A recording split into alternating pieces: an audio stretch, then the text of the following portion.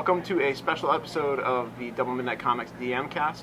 I'm here with Becky Cloonan, who has recently stopped by to sign copies of her new books, the True Lives of the Fabulous Killjoys and Demeter.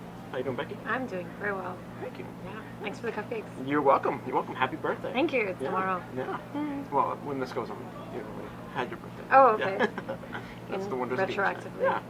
So, how you doing today? I'm very good. Good. Yeah. Good. I grew up here, so I'm here in town visiting. Yeah. We appreciate you stopping by. My family grew up in Merrimack, so Mhm. kind of local. Yeah. 603. Yeah. So, how's everything going? Everything's going really well. Yeah. It's been a crazy week. So Yeah. It's like I feel really rude, like I'm on my phone all the time, because Mhm. Demeter came out this week and Killjoys came out last week, and I feel Yeah. like I've had to kind of stay on top of all that Mhm. stuff. Yep. Especially with Demeter, because it's self-published, so Mhm. you kind of, I feel really a lot more pressure to retweet things or to like pull quotes or Yeah. like favorite items that I want to keep, like pull quotes from later. Yeah. And so, I'm out with my mom and my stepdad for dinner, and I'm on my phone the whole time, and I just feel like the biggest jerk because I'm like, I try not to, but I'm like, I'm really sorry. I'm not trying to ignore you. I have these things I have to favorite. Yeah. Just, in the big scheme of things, it's not that important, but it's like, Well, for the launch of the book, I was like, I really got to push it. So that's what I've been really trying to keep on top of this week. Yeah, I really enjoy the creator-owned stuff that you do. Thank you. The presentation is just fantastic. Like the books, the look and the feel of the books is just great. Yeah, So. they're. I just got them reprinted up in Montreal, and no one probably cares about this, but I did a cream color paper inside, and it like changed my world. Mhm. So everyone at the studio was like, "Ooh, the cream," and I used to have, it was just all white before, and this is completely boring to everybody else, but to me it was like a revelation. I was like, it looks like an old book. This is Mhm. amazing. No. So that was a big thing. So I reprinted all the old ones along with the new one, Demeter. You got anything else in the pipeline? Um, Well, Killjoys, Killjoys, yeah, obviously. Killjoys is, issue 2 comes out next month, so I'm going to just finishing that series up, and Yeah. then I'm going to be doing a graphic novel for a second. And it hasn't really, it's been announced that I'm doing something, but they haven't really said anything about it, so I hesitate to say it here. Very cool. Yeah, but I think Demeter's going to wrap up my self-publishing. Okay. I think in 2 years I might collect them all into like a graphic novel, but I need some time off. It's just been so, it's like all consuming. What started out as just me trying to learn how to write, because, I had lost all my confidence in my own writing, and I hadn't done it for so long, and I work with a lot of really great writers, but at the same time I was like, well, I have these stories that I want to tell, but I don't know if I know how. So, it was kind of born out of that. And then The Meyer was nominated for an Eisner this year, so Congratulations. thank you. I'm actually going to Comic-Con. So that's, going to that, that's really cool. So now I kind of, with that, and like, I guess with the Eisners just comes like the nomination, comes peer recognition, Yeah. which has been like a boost of confidence. And then Demeter's been met with like a really good Sure. response. Yeah. Yeah, so now I'm ready. Now I'm ready to do a graphic novel for a second. I'm ready to start writing longer stories for So myself. you're gonna write and draw. I'm adapting a book. Yeah. Okay. So, and it's like one graphic novel, and then I've got a series of graphic novels that I want to do. But so I'm kind of testing the waters right now and Okay. using that as like a segue. It's weird, because coming from like 3 years of like almost nothing but license work, and then try to move on to, I did some creator ones. I think I did it. Brian and I did an issue, like 6 issues of demo in there, and I worked on some Northlanders, but that's not creator owned for me. It is for Brian. Right, yeah. Which was that was one of the greatest series I think of like the last decade. And everyone's kind of got this bug now where it's easier, like self-publishing is easier. Comixology's made it easier with their Submit launch. Yeah. Graphically did like a really great job. I don't know if they're doing too much anymore, but they did. They had some a good way to get your stuff online, onto the Kindle and stuff. So. Yeah.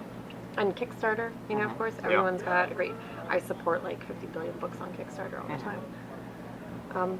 Yeah, it seems like there's a lot more options these days. Yeah. A lot more outlets. Yeah. And I think people are becoming like, I love working with, Dark Horse has been really great to me, and I've had some great experiences at Vertigo, and even that is, when I look at book publishers, it's such a different. You're working on graphic novels, so you don't have something coming out every month. But at the same time, it's like with a book publisher, you do get to keep all your media rights, and there is that element of it where, you're tied in with a publisher, but a different type of relationship. Okay. So I'm kind of interested to explore that side of it and see where that leads me. As far as we're concerned, a lot more people are willing to try the creative stuff. Yeah, especially like Image. Yeah. I mean, The Walking Dead did so good for them, and that show is just, it's great because it's brought so much more momentum to that publisher. Mm-hmm. And then with Brian K. Vaughan choosing Image over every other publisher with Fiona Staples with Saga, that says a lot, I think. Yeah. And I think that kind of set a standard. Yeah, that was a huge boost for Image. So, yeah. When Saga came out. I've been meaning to do a book with them forever, but it's just been, the timing's always bad, so it's like I've always just found myself wrapped up in other things, but maybe. I wanted to sell the digital stuff for 99 cents because I know that it's like a hard stance to take, but I feel like digital comics should be 99 cents. And it's because it's like you're getting a single issue, it's like a song. And it sucks because it's like then I know, it's like there's a whole discussion back and forth, and I've had a lot of discussion about it, and I've thought a lot about it, and I don't know if it would hurt actual sales, or like if maybe in the future if monthly comics are just going to go more digital, And DC has like a huge digital line right now. Yeah. It cuts out all your production costs. But at the same time, it just gets it out there, and what it is, it's like advertising for the trade. Yeah. And then, our trade's going to become more like collector's items. Like I don't know, it's a really interesting time for comics, but I felt like with the digital ones, for me, it was really important to make them 99 cents because I felt like, you're not getting a thing, you're just getting a piece of. You're not even getting air. You're just getting some pictures on a screen, and I find that there's something visceral about opening up a comic and like falling into that world, being able to read it. Like, I mean, I know you can take your iPad into the bathroom or like, yeah, but there's like it's an interesting. You can bring a comic into the bathroom if you want. Yeah. I mean, maybe not like a nice graphic novel. That might be. I awkward. can see like like. Maybe not those IDW like artist editions. Yeah, that would be. Take my Wally Wood to the bathroom. Yeah. But that's a coffee table book. But that's also like an item, you know, where it's like. It's almost like buying something on vinyl because you want the physical disc of music, and you want that artwork really big, and you want, I mean, actually now is a great time, and people say that, like, time of the nerds. What does that mean? Yeah. It's not really. But it's nice to have shows that, like, are, they when I watch True Blood, it feels a bit nerdy to me, and my sister and I can kind of geek out over it. You know, she's watching it, she'll text me a picture of Alcide, like, oh my god, I'm like, ooh, look at him. Yeah. So that's, it's nice. It's a nice time, just in general, for comics. Agree. Yeah, it's like, 20 years ago. Yeah, I compare it to growing up. I was in the 90s, and, I didn't, when I went to the comic store, it was like me and I had one girlfriend, and we never saw another girl in the comic store, other than, like, the friends who came in together. Yeah.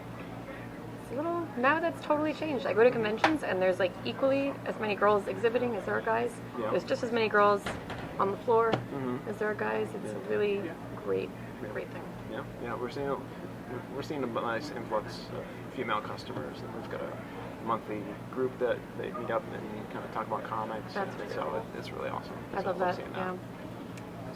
I want to thank you for coming down today. Yeah. And signing. No, but my pleasure. Thanks for having me, and thanks for the cupcakes. And I was actually signaling for the cupcakes here. They're really nice. Delicious. They're really good. Yes. Brought to you by, what is it? Sophisticakes. Sophisticakes. Yes. Where is it? They're in Milton. No. Where are they? Wyndham. They're in Wyndham, yes. New Hampshire. Brett brought those in. So. Thank you, Brett. So. You're welcome. There we go. So yeah, if you missed the signing today, we've still got plenty of Becky's books. We'll have them on the shelf, and but you missed Becky. Yeah, you missed me. Too bad. So sad. So you have to catch her somewhere out on the road. Yeah. Where you heading In next? the wild Montreal. Yeah. The wilderness. Yeah. Awesome. So thanks again for coming in. Yeah. We appreciate it. Super awesome. So, all right. See you later.